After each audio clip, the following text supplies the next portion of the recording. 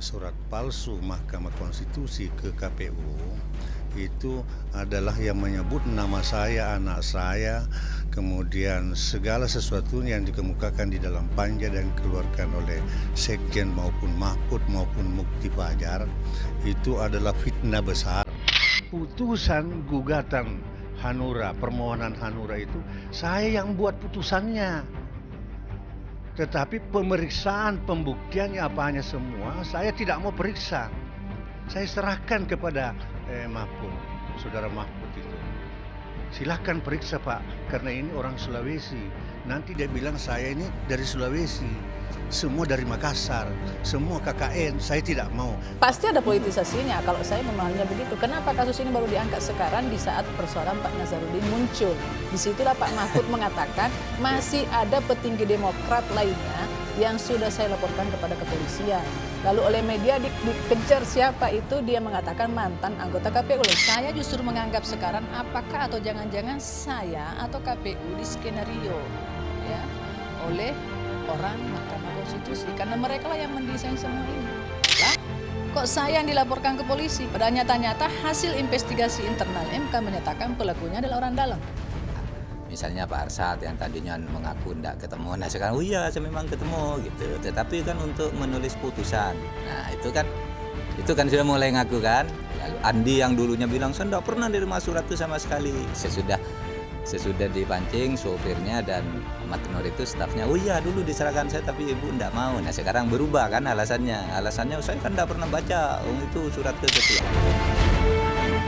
Kami akan lanjutkan perbincangan kami bersama mantan Hakim Konstitusi Arsyad Sanusi. Pak Arsyad, menyambung pembicaraan kita tadi sebelum jeda, Anda sedang bicara soal bongkar-membongkar tapi dengan traktor ataupun bulldozer. Pak, Anda pernah mengatakan Anda akan membongkar borok-borok di MK. Dan inilah yang dinanti oleh Pak Mahfud. Mengapa sampai sekarang belum Anda bongkar juga? Kalau Metro TV menyimak tadi pembicaraan saya, itu saya sudah kemukakan karena beliau itu sudah menyerang pribadi saya. Itu masalah Bibit datang di rumahnya, Bibit sama Trianto ini datang di rumahnya sudah dalam keadaan berperkara. Tanggal 13 permohonan KPK, 15 diregister. Nah, tanggal register itulah bahwa menunjukkan bahwa ini perkara sudah masuk. Tanggal 20 dia datang di rumah jabatan. Sadar betul dia. Oleh karena ada bukti surat. Nah itu.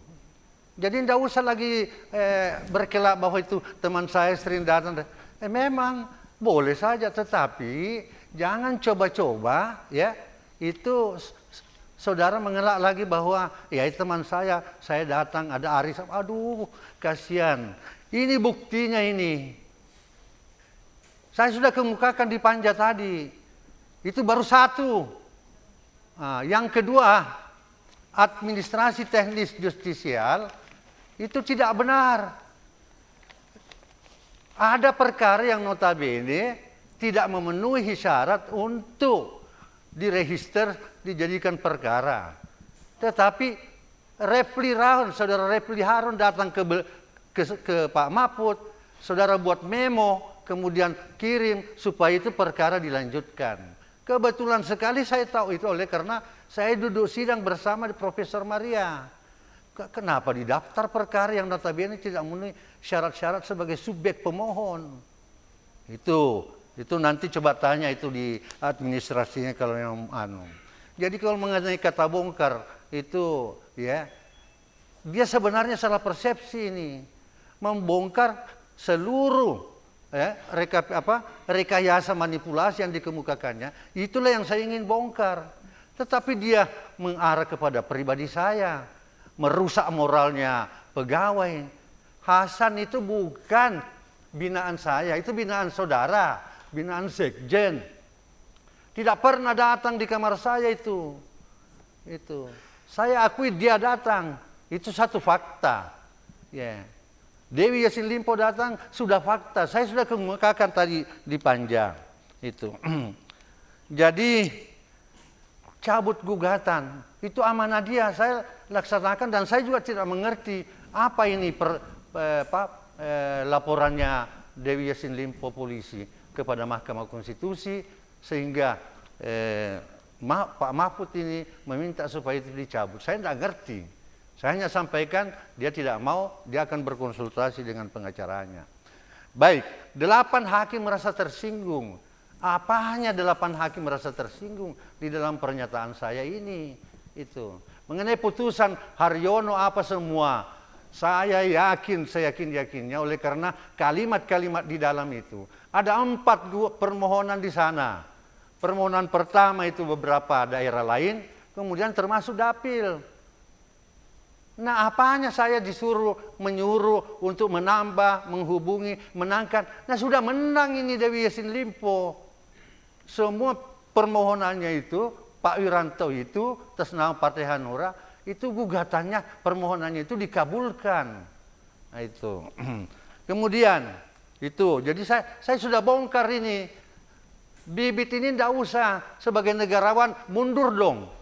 Malu dong melanggar kode etik dalam keadaan berperkara. Itu. Kemudian, saya tidak pernah ada dosa, kesalahan menurut saya kepada saudara. Tetapi saudaralah yang menginjak-injak hak asasi saya. Tim investigasi internal tidak pernah beritahukan saya. Tidak pernah beritahukan hasilnya. Sehingga saya tidak bisa membuat reaksi. Anda mengundang saya sidang selama 2 tahun itu. Saya sidang. Mengapa bukan pada saat itu dikasih saya untuk saya berbuat? Ini satu. Pak Mahfud ya, sekarang ini Adinda. Apa Anda itu tidak memeluk saya? Ini peristiwa bibit ini mulai dari rapat kerja di Sultan. Rapat kerja di Sultan berbicara tentang ajudan. Di mana ajudan saudara itu pergi mengundurkan diri. Nah itu, minta izin. Konon katanya Pak Mahfud pagi-pagi itu masih pakai sarung. Ya, dia datang ajudan ini minta lebih baik mementingkan korpsnya karena Pak Mahfud itu saya tidak tahu, sadar tidak sadar menghina polisi.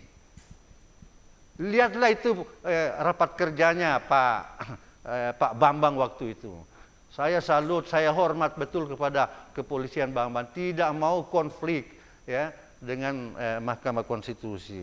Sesudah itu saya beritahukan, saya naik 4 mata dengan saudara. Pak Mahfud, kamu adik, saya beritahukan, jangan coba-coba konfrontasi dengan kepolisian.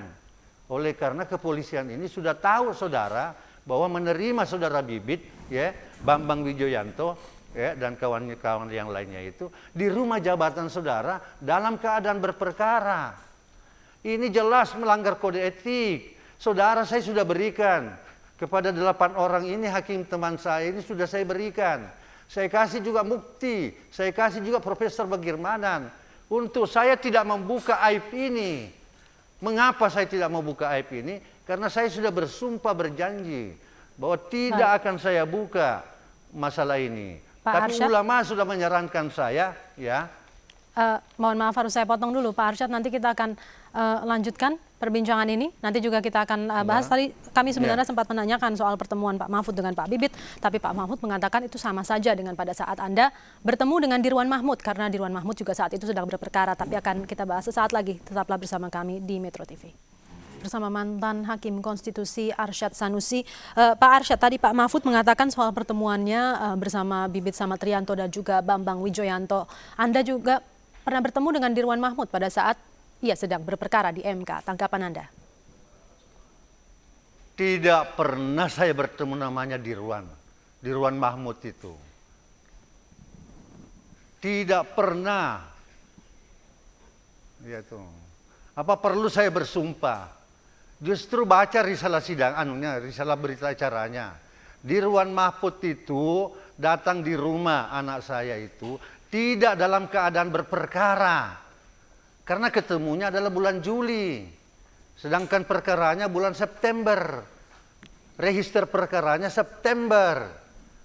Tidak dalam keadaan berperkara. Lain halnya saudara, tanggal 20 Oktober saudara terima Bibit. Saya naik di kamar saudara karena di forum Sultan itu saya tidak mau, saya katakan ada rahasia yang saya ingin sampaikan 4 mata. Setelah saya ketemu, saudara jangan konfrontasi polisi, jangan menghina polisi. Karena permasalahan saudara dipahami, diketahui. Tanggal, jamnya berapa semuanya diketahui. Dia peluk saya, terima kasih. Nah itu. Baik, Pak Arsyad lalu. Kemudian sesudah itu, Silakan Pak. setelah selesai, Bibit ini, tidak usah saya kemukakan di sini. Malu saya sebagai pejabat negara ini, negarawan ini. Dia ini pengemis jabatan. Tipe-tipe karakter manusia ini. Siapa Pak? Itu namanya Profesor Mahfud. Dalam rangka pemilihan jadi ketua, Jimli tergeser. Tanya dia itu. Datang di rumah. Buktinya Bapak Marwar Siahan bertiga. Untuk membicarakan itu bagaimana? Dia melalui orang, nelpon saya, pengaruhi saya. Masih telepon paginya saat pemilihan. Saya istihara sholat. Wah, tepat dia ini. Ya. Maka terjadilah posisi 5-4. Pak Jimli mohon maaf. Ya. Mohon maaf Pak Jimli. Ini baru saya buka. Oleh karena beliau ini, aduh, pengemis jabatan. Ambisi untuk jabatan. Maaf Adinda. Karena begitu bohongnya saudara berbicara untuk membunuh karakter saya. Pak Arsyad, sebenarnya bagaimana Anda menggambarkan hubungan Anda dengan Pak Mahfud MD, karena Anda berdua saling memanggil kakak Anda dan Adinda, tapi terus sekarang kita lihat jadi begini. Kata Pak Mahfud karena Anda yang mulai, Pak Arsyad. Aduh, apa yang saya mulai? Apakah tidak dimulai kalau dengan dia menyebutkan bahwa dua perkara ini Arsyad, kemudian 2 pegawai ini ya itu rusak karena saya. Hampir semua pegawai datang itu. Tanya semua pegawai. Tanya semua pegawai panitera pengganti, siapa yang bina di sana itu. Mengenai anatomi putusan, dia tidak pernah bikin putusan. Bagaimana? Saya menjelaskan kepada panitera-panitera pengganti seluruhnya itu bahwa begini loh modelnya membuat putusan. Putusan MK beda dengan putusan Mahkamah Agung. Mengapa saya katakan demikian? Ada hal-hal yang notabene ada persamaannya karena 2 pemegang kekuasaan kehakiman. Kita sistem konstitusi kita mengenal 2 pemegang kekuasaan kehakiman di Indonesia, yaitu Mahkamah Konstitusi dan Mahkamah Agung. Mahkamah Agung itu kakaknya, Mahkamah Konstitusi baru beberapa tahun ini. Tetapi dalam rangka menjatuhkan putusan, dua-duanya menganut res prac, mengadili. Ini Mahkamah Agung juga mengadili, ini juga mengadili. Tidak bisa dipelesetkan itu Mahkamah Agung. Itu Mahkamah Agung itu berapa hakimnya, berapa perkara. Di Mahkamah Konstitusi ratusan, 200-an. Anda bilang 1000 itu. Sejak kapan 1000 saya masuk? Ini betul-betul pembohongan sekali ini. Itu saya mau bongkar itu. Saya juga mau bongkar sekarang ini. Bahwa Anda itu tidak cocok sebagai negarawan. Maaf Adinda. Nah, itu. Begitu juga sekjen, terima duit. Itu sudah bukti nyata itu. Itu voltoid delik, bukan percobaan itu. Sekjen itu saya nak perutnya menyatakan Arsyad terlibat apa semua. Ada kenal dong equality before law. Kenal dong presumption of innocence. Itu wewenang polisi dalam penyelidikan penyidikan. Itu. Kok langsung tiba-tiba menetapkan ini terlibat, ini terlibat, ini terlibat. Itu bukan wewenang Mahkamah Konstitusi. Itu wewenang Kapolri Pak Timur Pradopo. Jangan selalu menekan, mencampuri. Sebentar ini, dulu kamu hina polisi, sekarang kamu sanjung profesional ini, cepat tanggapi dan lain sebagainya. Ada apa? Di dalam pembukaan saya di Panja tadi, ini persoalan 2 tahun yang lalu, ini pengalihan isu supaya sekjen dan saudara menyembunyikan itu kejahatan itu. Baik. Tahu itu bahwa harusnya lari ke KPK, lari ke polisi. Mengapa lari ke Pak SBY? Itu. Baik, Pak Arsyad. Untuk apa di sana itu? Bukan alurnya, bukan mekanismenya. Kalau saudara menyatakan bahwa saat ini ada yang saya akan antam, itulah nasibnya saudara Mahfud. Yang notabene tidak ada niatnya, justru dia disogok, ya. Tanpa sepengetahuan dia, tanpa dia minta. Di Ruan Mahfud itu tidak pernah saya ketemu. Sekalipun, sedetik pun. Ini bohong besar ini. Itu menyatakan saya pernah ketemu. Baik. Ini di Ruan Mahfud ini.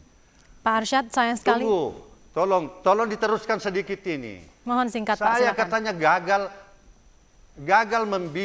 saya melanggar kode etik, gagal membina keluarga karena terima orang yang berperkara di rumah jabatan tidak berperkara.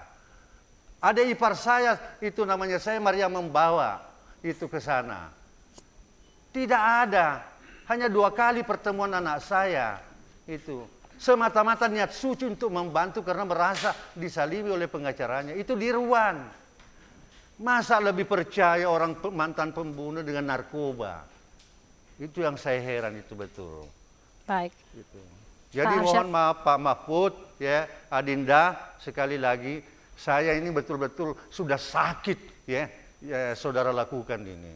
Sungguh-sungguh sakit ya. Nah karenanya maaf, Anda tidak cocok sebagai negarawan, Anda silahkan mundur. Itu penilaian saya.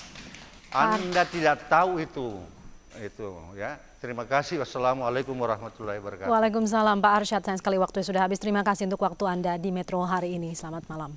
Dan pemirsa, sesaat lagi kita akan berbincang bersama anggota Komisi 2 DPR dan kita akan saksikan sesaat lagi. Tetaplah bersama kami.